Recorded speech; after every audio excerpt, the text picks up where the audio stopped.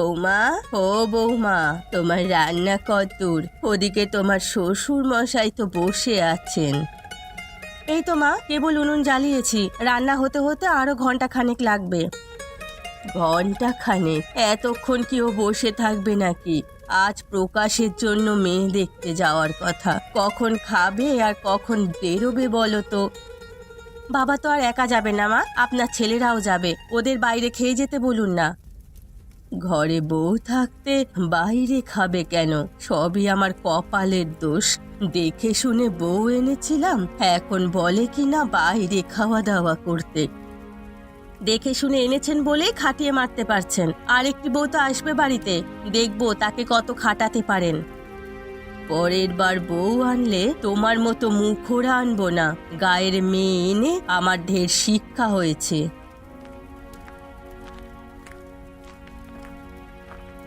গিন্নি, আরে ও গিন্নি, আমি বেরোচ্ছি। সে কি গো, কিছু যে মুখে দিলে না? না গিন্নি, এখন আর কিছু খাবো না।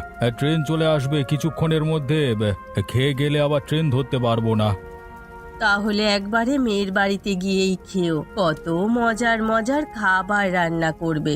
রাস্তায় আর কিছু খেও না, কেমন? ঠিক আছে গিন্নি, সে নিয়ে তোমাকে ভাবতে হবে না। আর যৌতুক কি কি দেবে তাও ঠিক করে এসো, বড় ছেলের মতো ঠকে এসো না যেন। সে আমার মনে আছে গিন্নি। এবার তাহলে গেলুম, সব ঠিক থাকলে পাকা কথা সেরে ফেলবো।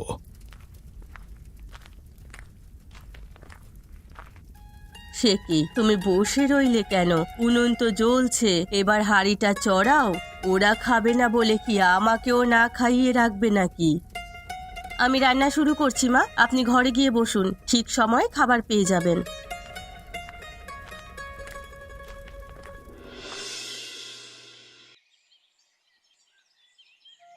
মেয়ে আমাদের পছন্দ হয়েছে বিআই সাহেব। এই মেয়েকে আমার ঘরের বউ করে নিয়ে যেতে চাই। বেশ বেশ, তাহলে পাকা কথাটা সেরে ফেলা উচিত। তোমার কি চাওয়া পাওয়া আছে বাবা জীবন? হ্যাঁ, বাবার পছন্দ হলে আমি বিয়ে করব, এতে পাকা কথার কি আছে? পাকা কথা বলতে কি দেনা পাওনা হবে সেই বিষয়টা। মেয়েকে শুধু তো একা নিয়ে যেতে পারবো না। আমি যৌতুক নিয়ে বিয়ে করব না বাবা, বিয়ে যদি করতেই হয় যৌতুক ছাড়া করব।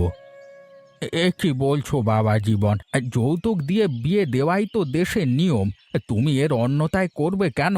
টাকা পয়সা নিয়ে চিন্তা করো না, একটা মেয়ে আমার এ বিয়েতে ঢেলে খরচ করব। টাকা পয়সা আমাদেরও কম নেই বাবা, তাই অন্যের বাড়ি থেকে টাকা নেওয়াটা আমি উচিত মনে করছি না।